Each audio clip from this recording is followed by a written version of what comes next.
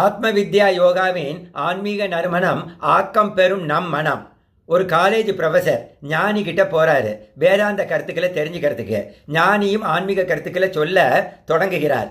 அப்போ அந்த ப்ரொஃபஸர் நடுவில் இடைமறித்து தன்னுடைய புரிதலை ஞானி கிட்ட சொல்ல ஆரம்பிக்கிறாரு. அண்ட் அந்த ஞானினால முழுமையாக தன்னுடைய கருத்துக்களை சொல்ல இயலவில்லை. இதை புரிந்து கொண்ட ஞானி வந்தவர் ஓஹோ இந்த மாதிரி டைப்பா நினைத்து கொண்டோ டீ சாப்பிடலாமான்னு கேட்கிறாரு அந்த ஆசிரியர்கிட்ட. ஆசிரியரும் ஓகே தாராளமாக என்கிறார். பக்கத்தில் இருந்த ஃப்ளாஸ்கை எடுத்து தன் பக்கத்தில் வச்சுட்டு ஒரு டீ கப்பை ப்ரொஃபஸர் கிட்ட கொடுக்குறாரு. அந்த டீ கப்பில் ஞானி டீயை ஊற்றிக்கிட்டே இருக்காரு. அந்த டீ கப் ஃபுல்லாகிடுச்சு. அப்படியும் அதை ஊற்றிக்கிட்டே இருக்காரு. வந்த ப்ரொஃபஸர் என்ன ஞானியே இப்படி ஊற்றிக்கிட்டே இருக்கீங்க, எல்லாம் கீழே வழியறதே, கொஞ்சம் நிறுத்துங்கன்னு சொல்கிறாரு. ஆச்சரியமாகவும் மனம் நொந்து கொண்டும் ஞானி கிட்ட இப்படி சொல்கிறாரு.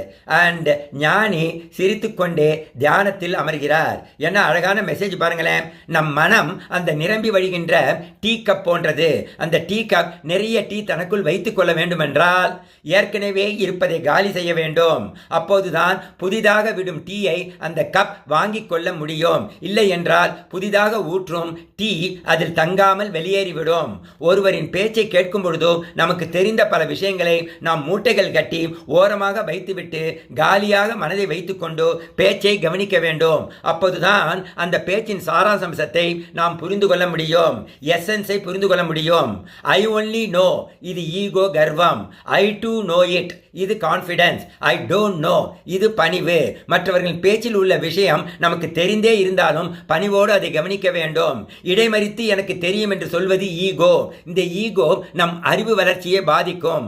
5 விதமான லிசனிங் இருக்குன்னு சொல்றாங்க. 5 types of listening. Selective listening இது கேட்பதில் நமக்கு பிடித்ததை மட்டும் கிரகித்து கொண்டு அப்படியே ஒதுங்கி விடுவது. இது வளர்ச்சிக்கு உதவாது.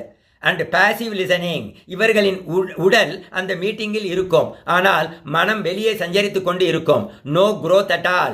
அட்டென்டிவ் லிசனிங் அப்படின்னா என்ன அர்த்தம்? இவர்கள் ஸ்பீக்கர் பேசுவதை ஒவ்வொரு வார்த்தையையும் மிக கவனமாக உள்வாங்கிக் கொள்வார்கள், ரிப்பீட் கூட செய்வார்கள், ஆனால் அதன் உள் அர்த்தத்தை பற்றிய ஞானம் அவ்வளவாக இருக்காது. ஆக்டிவ் லிசனிங் இவர்கள் மிகவும் கவனமாக கேட்பதோடு மிகவும் நுட்பமான கருத்துக்களையும் உள்வாங்கிக் கொண்டு கேட்பார்கள். இவர்கள் பெட்டர் லிசனர்ஸ். எம்பத்தட்டிக் லிசனிங் ஒன்று இருக்கு. இவர்கள் பெஸ்ட் லிசனர்ஸ். வார்த்தைகளின் உள் கருத்துக்களை புரிந்து அதன் பின் உள்ள உணர்வுகளை உணர்ந்து அதுவாகவே மாறி கவனிப்பது. இதுதான் the best listener. Are you listening or hearing? You have to choose. Thank you. இறைவா நன்றி.